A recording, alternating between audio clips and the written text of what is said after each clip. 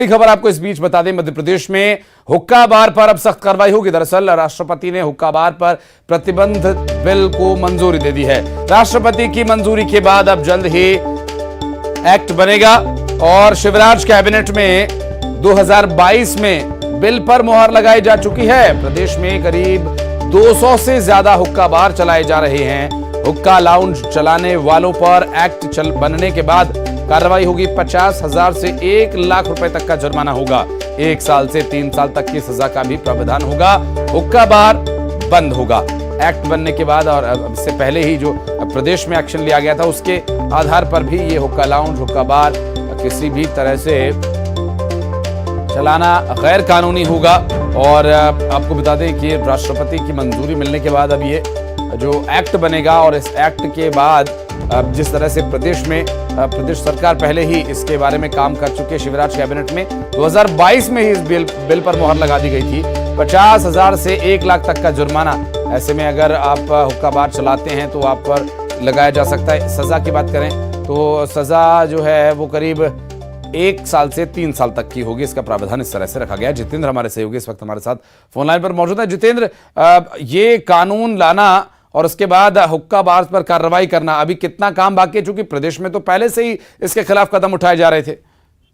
बिल्कुल आशीष, अगर बात करें तो हुक्का बारों को लेकर मध्य प्रदेश में पहले से ही मुख्यमंत्री शिवराज सिंह चौहान ने कड़े निर्देश दिए थे, मगर बावजूद अब इसके लिए जब एक प्रस्ताव लाया गया उसके बाद अब राष्ट्रपति से मंजूरी मिलने की बात कही जा रही है। और उसके अलावा अगर बात करें तो इसे लेकर अब एक्ट बन जाएगा। जब एक्ट बन जाएगा तो फिर कोई भी रेस्टोरेंट या हुक्का बार नहीं चल पाएगा, क्योंकि रेस्टोरेंट में बड़े पैमाने पर हुक्का बार का जो है सर्व किया जाता है। और जो युवा है, नौजवान है, उन्हें नशे की लत लगाई जाती है, जिसमें कम उम्र के बच्चे हुक्का बार का सेवन करते हुए नजर आते हैं, जिसमें मादक पदार्थ ड्रग्स का सेवन करते हैं। तो इससे कई सारे नौजवानों को इसकी लत लग जाती है। इसी के चलते बड़ा कदम होगा। और अगर बात करें तो ये मुख्यमंत्री शिवराज सिंह चौहान ने पहले ही ऐलान कर दिया था, मगर फिर भी दबे छुपे तकरीबन 200 स्थानों पर अभी भी हुक्का बार संचालित किए जा रहे हैं और अब बंद हो जाएंगे। जितेंद्र, उम्मीद ये की जा रही है। बहुत शुक्रिया आपका इस जानकारी के लिए। दमोह के एक स्कूल से निकली खबर देखते ही देखते पूरे देश की सबसे बड़ी खबर बन गई, जिसका एक पहलू चले गए जज्बातों से जुड़ा हुआ है। रोजाना हो रहे खुलासों के बीच ध्यान दीजिएगा कि कैसे शिक्षा की आड़ में सूबे की तहजीब बदनाम हो गई। बहरहाल सीएम शिवराज सिंह चौहान के निर्देश के बाद गंगा जमुना स्कूल के प्रबंधकों पर अब मामला दर्ज हो गया है।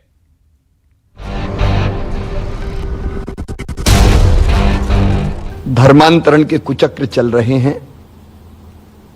हम उनको कामयाब नहीं होने देंगे।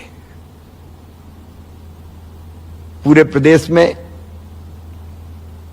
हमने जांच के भी निर्देश दिए, विशेषकर जो शिक्षण संस्थान हैं, चाहे मदरसे चलते हो,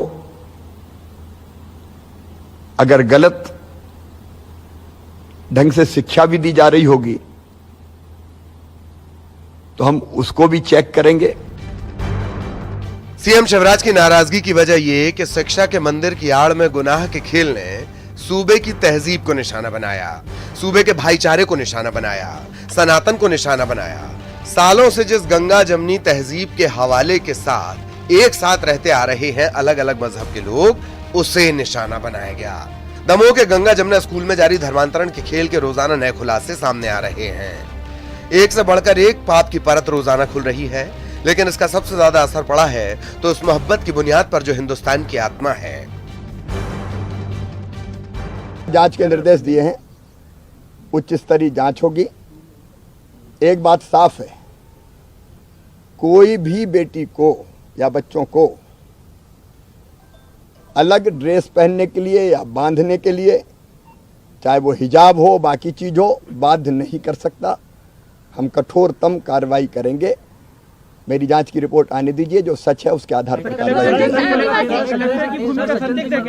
जांच की रिपोर्ट के बाद मैं कहूंगा। इससे पहले भी सीएम शिवराज ने दमोह धर्मांतरण मामले पर कहा था कि पूरे मामले की उच्च स्तरीय जांच होगी। सीएम ने साफ किया है कि बच्चियों को बाध्य नहीं किया जा सकता। दमोह की घटना में तो अब हमारे पास रिपोर्ट आ रही है, मुझे बता दिया गया है। 2 बेटियों ने बयान दिए हैं। बाध्य किया गया है उनको।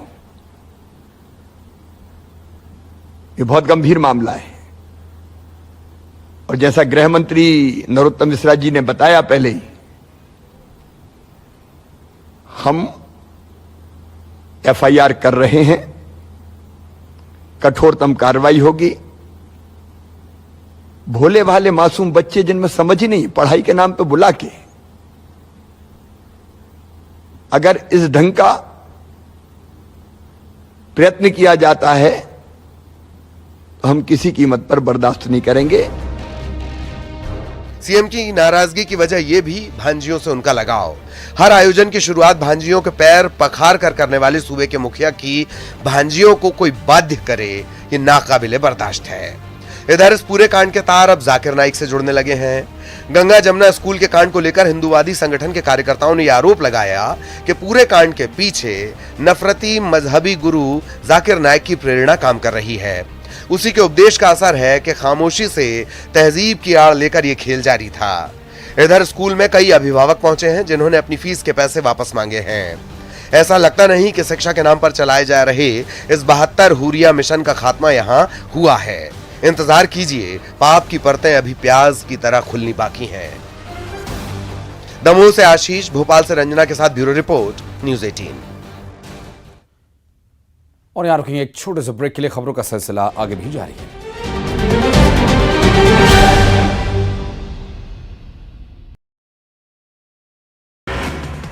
प्रधानमंत्री नरेंद्र मोदी अमेरिकी कांग्रेस की संयुक्त बैठक को दूसरी बार करेंगे संबोधित। 2 बार संबोधित करने वाले मोदी पहले भारतीय पीएम। इजरायली पीएम नेतन्याहू को 3 बार मिला है मौका।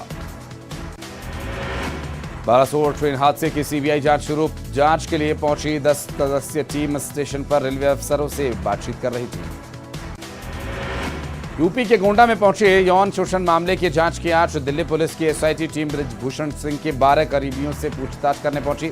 मामले में अब तक 137 लोगों का हो चुका बयान। पुल हादसे की जांच सीबीआई से कराने की मांग को तेजस्वी ने किया खारिज। पूरा पुल तोड़कर दोबारा बनेगा। अगवानी घाट पुल, तेजस्वी यादव ने दिया बयान। पाकिस्तान के पूर्व प्रधानमंत्री इमरान खान ने फिर जताई खुद को गिरफ्तार करने की आशंका। बोले आर्मी एक्ट में मुझे जेल भेजने की तैयारी। सेना पर पीटीआई पार्टी खत्म करने का भी लगाया आरोप। पानी के भीतर अचूक निशाने वाले टॉर्पीडो का भारतीय नौसेना ने किया सफल परीक्षण। पलक झपकते ही होगा दुश्मनों का विनाश।